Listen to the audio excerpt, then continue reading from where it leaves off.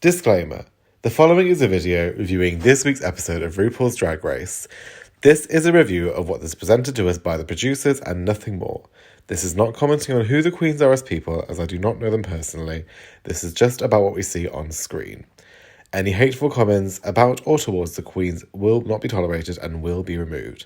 Oh, and also this will obviously contain spoilers about this week's episode, so don't watch it if you haven't yet seen it. With all that said, hope you enjoy this video. Yours truly, ElliXia.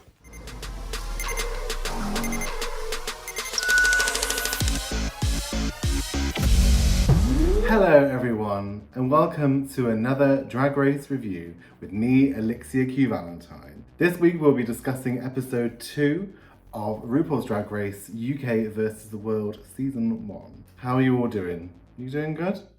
Good. I'm really pleased to hear that. Firstly, I would like to apologise. I know this video is slightly later than it should have been, given that the episode aired on Tuesday, but some things have come up. It was my birthday on Tuesday, so I was quite busy with that, and then a couple of little things here and there between now and then that prevented me from doing this video, so I do apologise for the delay. Before we get into the episode, I would just like to take a moment to mention that I am, of course, ElliXia Q Valentine. All my social media links are in the description below. Please give a subscribe and a like and all that good stuff.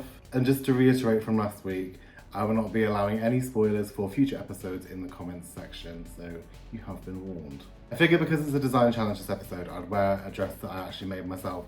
I actually made this back in 2017. The sleeves my mother made. This is actually an add-on jacket that my hair is kind of covering the line for. But the dress itself I actually made. And it's probably the closest thing in my wardrobe to anything that RuPaul would even consider wearing, so we'll run with it today.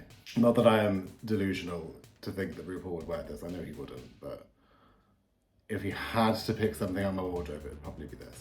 So, on with the episode. As normal, the episode begins just after the last one. The queens return to the workroom and discuss what has just happened on the main stage. Some intense moments as well. We saw that Jimbo, had she won the lip sync, would have saved Lemon and therefore sent Janie home.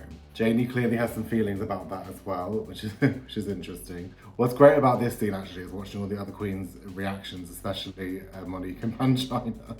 It's you can sense the tension, it's very awkward. This doesn't tend to happen in All Stars, does it? But I think it is awkward when like the queen who didn't win the lip sync has the lipstick of the queen who survived, and it's always a bit like, oh well, I chose you, and it's always a bit awkward. But of course, it is the name of the game. We then come to a new day in the workroom, and everyone's feeling really good and sexy and really grateful to be there. And RuPaul announces that the challenge this week is the RuPaul Ball. I always really enjoy the ball challenges on Drag Race. I love seeing all the different looks, as well as different interpretations of the categories as well. I like that they brought the ball forward as well, because I remember sort of back in the earlier seasons of Drag Race, the ball wouldn't be until sort of top 4 or 5. I like that now they brought it forward because it means that the queens who don't last as long still get a chance to show off more of their looks. Because when you look at how much money queens spend to be on Drag Race, it is a lot. So at least they get more opportunity to showcase what they brought. So the categories for this RuPaul Ball are Kitty Girl. I always feel weird saying Kitty Girl because I know they say Kitty Girl and I'm like, I can't say it like that because that's not what my accent goes. But to say Kitty Girl, I feel really posh. Kitty Girl. See, that doesn't roll off my tongue either. Kitty Girl is the first category. The second category is Butch Queen, and then the third category is a look that they have to make. A look that RuPaul would wear himself on the runway. So not an impersonation of RuPaul, but just an outfit fit for the main stage. The first two categories are ones that the queens would have bought themselves, whereas the third category, they have to make it there and then. Right away, we have some challenges. Janie has some fabric issues. Baga doesn't know what she's doing at all. It's your standard design challenge drama. It's interesting to me as well, right? Because we've had, how many seasons Drag Race have we had now? I think we're in like, if we're including International and All Stars alongside the regular seasons, we're over 30 seasons now into Drag Race. There are always design challenges, it always happens. And yet there are still queens who don't know how to sew. And I know I say in my disclaimer that I'm not talking about the queens as people, and I'm talking about what was shown and what was edited and produced and given to us here. But I thought Baga's attitude was really, really bad. I get it. I really do get it. In our careers, we're always going to be faced with challenges that we don't like and that we find really difficult to do. But you have to do them. You do have to sometimes just get on with it and just bite the bullet and do it. I'm not a confident sewer. I made this dress, but I did have a lot of guidance. And I have not sewn in a good number of years. However, if I was going on Drag Race, or even if I was entertaining the idea of auditioning for Drag Race, my first priority would be learning how to sew, because it happens every time. And you always get it, don't you? There's always that one queen, isn't there? At least one who doesn't know how to sew. And then it comes to the other queens just like, Baga's attitude, it might have been played up. I know Baga does like to do that character of like, I'm so famous, all this. I don't really believe that that's actually sort of like what Baga is like. But I think there's a lot of like sort of facetiousness there. But I don't know, it didn't really sit well with me. Especially with like Pangina helping her as well. And when Pangina did that, I was like, oh no, because that can be the kiss of death in design challenges, when you help out the other queens and then your own outfit looks awful. Thankfully that wasn't the case with Pangina, but we'll get to that when we get to the runway. In the workroom there's a lovely conversation between Blue, Hydrangea, Cheryl and Jujube about gender identity. Blue discussing that she sort of doesn't really know where she fits on the gender spectrum, as well as thoughts in the past that she might have been trans. I think that's a really important conversation to have. I myself am non-binary as well. I go by any pronouns really, except for when I'm in drag. You can't say he when I'm in drag, but otherwise any other pronoun is fine. And I'm now 30 years old. I am very much at peace with my gender identity as a non-binary person, because I feel like the man in me and the woman in me have learned to live side by side. But it wasn't, it hasn't always been that easy. I've known since I was, well, probably since for as long as I've been alive, that I was non-binary. I first sort of identified it within myself and almost like said out loud when I was 18, even though I didn't know the wording for it. But there was a brief period in my life when I actually thought, am I trans possibly? No, I think we are so fixated on putting people in gender boxes, whether that person is trans or cis. People are still fixated on being like, well, if you're trans, then you have to be like this, and if you're cis, then you have to be like that. And it's like, maybe I don't have to be like that. Maybe I can just be what I want to be. If I had seen the conversation with Blue like 10 years ago, that would have massively helped me out.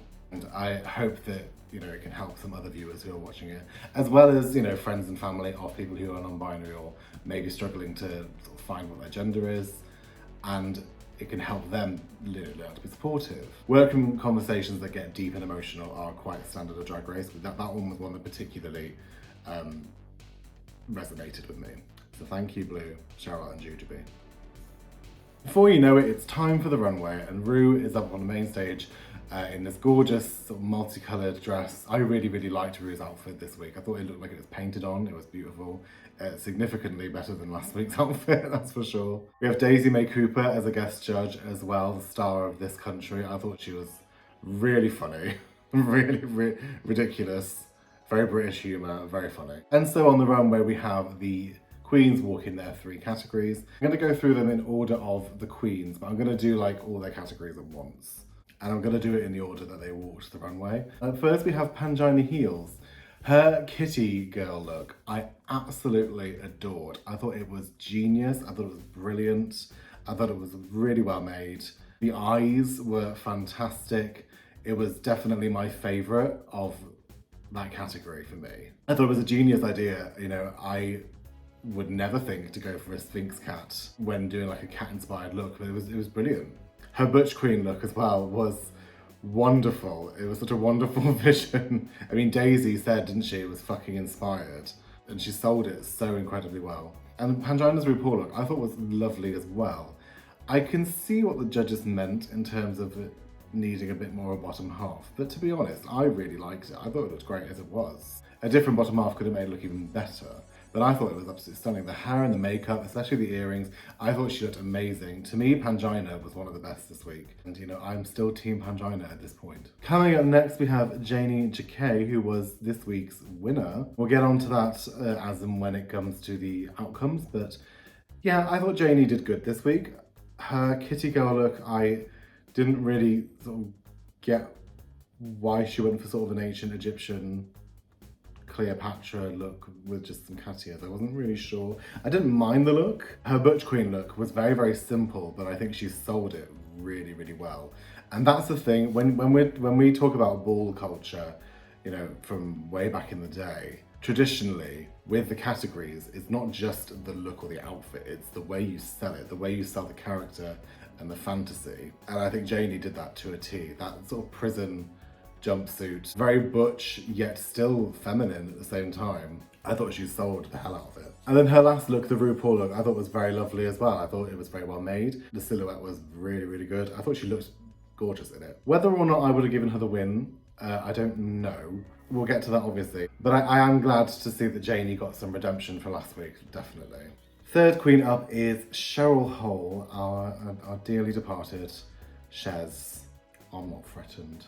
Cheryl to me was an odd one this week. I thought her first look was nice. I liked the big bow, and obviously it was the aristocrat inspired look. I liked it. I didn't really get the sort of, like we said before with Janie's look about the serving the fantasy and the character. I didn't really get that so much because Cheryl does do like a lot of that stuff, doesn't she? And I don't know, it wasn't convincing me on that front. But I liked it. The second look, the Butch Queen, I mean, that wig was one shade of orange away from being a Tina Burner look, but otherwise it was fine. Now, I didn't mind her Butch Queen look. I thought it was decent. Her RuPaul look, I thought was, it was a bit messy, wasn't it? It definitely wasn't something I could see RuPaul in, and if it was, it'd be one of those runway looks that everyone was like, what? Which is a shame, because I thought hair and makeup, Cheryl looks fantastic, and I don't fully agree with Cheryl's bottom two placement, but we'll get to that. Up next we have Jujube, the other bottom two of this week. It's a shame for me. I want to preface this by saying that I really love Jujube. Jujube is probably one of my favourite queens of the whole franchise. I think she's incredibly charismatic, very, very talented, and I really enjoy Jujube. I think I said in my last episode that any season is enriched by her presence, and I mean that. However, I really don't think she did very well this week. The kitty girl look was cute. I didn't really, initially I was like, what does this have to do with cats? And then I could see on the bust she had like the cat silhouette, and I was like, okay, that's sort of, all right. It's different, that's good. And then she came out in her Butch Queen look, and I didn't really fully get that one either. I thought, okay, this is okay.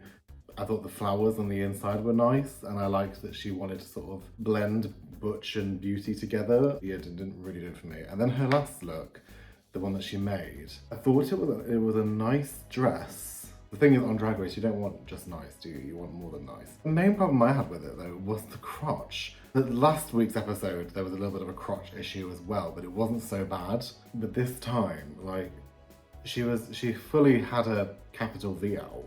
And I'm thinking, like, I don't know if it's an issue with the way the dress is made or whether it's too long and she has to lift it slightly, but it's like, if you walk in the runway and everyone can see your tuppence, and unless that is the intention, which I don't think it was, then it's not a good look. It is just a shame with Jujube, because the critiques that Michelle said about her having feel like she's not arrived yet, I think, yeah, absolutely. The Jujube essence that I love so much isn't fully there. I really hope she can get it back as well, because I really do like Jujube. Fifth to walk the runway is Jimbo, and I think Jimbo absolutely scored perfectly across all three categories this week. That kitty girl look felt very sort of Thundercats to me, very comic 80s cartoon.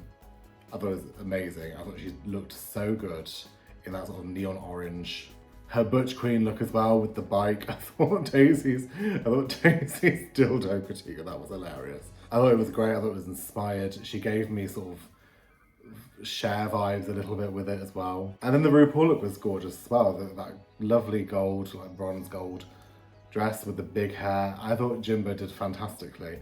What I love about Jimbo's looks as well, and what Jimbo mastered, I think, sort of better than anybody, was each look was distinctly different from each other, but they were also very distinctly Jimbo, and it was cohesive yet varied, and that's very difficult, I think, to pull off. And I think Jimbo absolutely deserved their place in the top this week. I think they were probably the best of the week.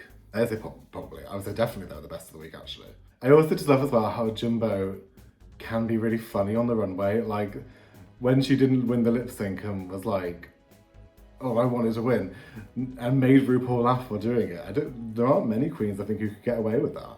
I thought she did an excellent job this week. And that's 2 weeks in a row now for Jimbo as well, so that's very good showing right now. On to the next queen to walk the runway, we have Baga Chips. Now, I like to keep these reviews positive. I thought the Kitty Girl look was good. That was her best look, I would say. I got it, you know, bag puss, Baga Chips. The Butch Queen look, I really didn't enjoy that particularly. And then the dress that she made. Now, obviously, you know Baga Chips struggled with it this week. We saw it in the workroom. We could see it in Baga's face when she was called safe, how relieved and shocked she was to do so. Baga's dress reminded me of the dress that Ginny Lemon made in season 2 of UK Drag Race. Like that pink tube dress. It was very, very similar. In fact, I wouldn't even be surprised if it was the same fabric. Looked a bit like if you ordered a RuPaul off Wish, or if you got like a RuPaul fancy dress costume. Like, it wasn't very good, and I really do believe Baga should have been the bottom 2. I know I said that last week, and upon reflection last week, I could see why she wasn't, but this week I really think she should have been the bottom 2. But I'm not RuPaul, and it's not Baga's fault that she wasn't the bottom 2, is it? So. Penultimate queen, we have Blue Hydrangea. I thought Blue also did really well across all the 3 categories this week. I loved her sort of Cheshire Cat-inspired Kitty Girl look. I thought she looked really good with that. The purple was lovely. Reminded me a little bit of Big the Cat from Sonic the Hedgehog, only like significantly slimmer. Her Butch Queen look was inspired as well. I thought that was such a good idea to do that sort of like circus weightlifter guy. I thought it was really, really good. And she was able to blend masculine and feminine really well. And then her RuPaul look was good too. Her RuPaul look reminded me, the sort of silhouette of it reminded me a bit of like early seasons RuPaul. Like I could really see sort of like seasons 2 to 4 RuPaul wearing that. It's quite surprising to me actually that Blue wasn't in the top this week, because I thought Blue did really well. And our last queen, but certainly not least, is Mo Heart. Mo Heart's Kitty Girl look I really enjoyed. I really liked the homage to Sailor Moon. I thought she looked really good. It's something unexpected for Monique as well, which I really appreciated. Her RuPaul gown was nice. I could see what they meant about sort of like the fit of the skirt. I think that was unfortunate, really, because she did look lovely in it as well. It just maybe wasn't as good as some of the others. But her Butch Queen look was probably my favourite of the whole night, actually. Like, if the winner was based on just one look, it definitely would have been Monique for me. Because I really thought that Butch Queen look was so good. It was like perfectly camp, really, really mixed masculinity and femininity well together so much. It reminded me of Grace Jones. It reminded me a bit of Prince. I loved it. I thought it was fantastic. She reminded me of, if you've ever played the game Space Channel 5, there is a character called Cecil Aroma. Mo really looked like that, I thought. If you don't know who that is, give it a Google and you'll see what I mean. But I thought Mo did amazingly, and I'm glad that she got some positive critiques as well. And on the note of Butch Queens, Ru, give us some drag kings on the show. Come on. It's been long enough. So the judges give their critiques. Baga and Blue are safe. Mo and Pangina are given positive critiques but are ultimately safe. Janie and Jimbo are the top 2, and Cheryl and Jujube at the bottom. I definitely agree with Jimbo being in the top 2. With Janie, I really did like what Janie did, so I'm not mad at her being on the top. I'm not mad at it at all because it's a TV show. Don't disagree with her being in the top, but I think I probably would have given it to Pangina instead. But then I also understand to have Pangina and Jimbo in the top 2 twice in a row maybe doesn't look very good. But I was happy that Janie was there, and like I said before, it was redemption for last week's episode. So no complaints on that front from me. Bottom 2, I definitely think Jujube deserved to be the bottom 2. I don't know about Cheryl so much. Cheryl's last look was pretty bad, but I also thought Baga's was as well. I mean, sometimes on like the All-Star seasons they have a bottom 3 instead of a bottom 2. Maybe Cheryl would have been justified to be in that alongside Baga and Jujube, but that's the way it goes. The Queen's lip sync to a RuPaul remix of Supermodel of the World. That remix was... Well, it was a remix, wasn't it? I thought Janie and Jimbo did a a very good job with what they were given. But let's just say the original is the best version. Janie wins the lip sync and she chooses Cheryl to go home. And it is a shame because, like, weighing up the challenge performance, I really do think Cheryl did better than Jujube overall. But I think I would find it very hard to send Jujube home. I don't know. It's like, it's a difficult decision. I mean, you know, I'm not the one who has to make it, so that's fine by me. But it is a shame to see Cheryl go. But of course, we're already, because you know, it's such a short season, we're already in the top 8. So it hurts to see anybody go, really. And I think Cheryl, despite only doing 2 episodes, Cheryl has come across very well this time around. Not that she didn't the first time, but I think she's come across really well this time. And I look forward to seeing what she does next. I'm also really curious because last week it was very obvious that Jimbo would have chosen Lemon to stay. I wonder who Jimbo chose this week, and we'll find out. Well, in a few days, because I've filmed this later than I was supposed to. But next week's episode is a musical, by the looks of the previews. Well, that should be interesting. We see a little bit in the preview of Baga not being very happy with the role she's been given, but that can often be the fake out, can't it? Sometimes you see it with the musical, they're given a character they don't like, then they end up doing really well. We'll see how this one turns out. And that brings me to the end of another Drag Race review with myself, ElliXia Q Valentine. I hope you've enjoyed. I've got less on this coming week, so hopefully next week's episode will be on time. Once again, I apologise. But thank you very much for tuning in. I've been ElliXia Q Valentine, and as always, please book me. Mwah.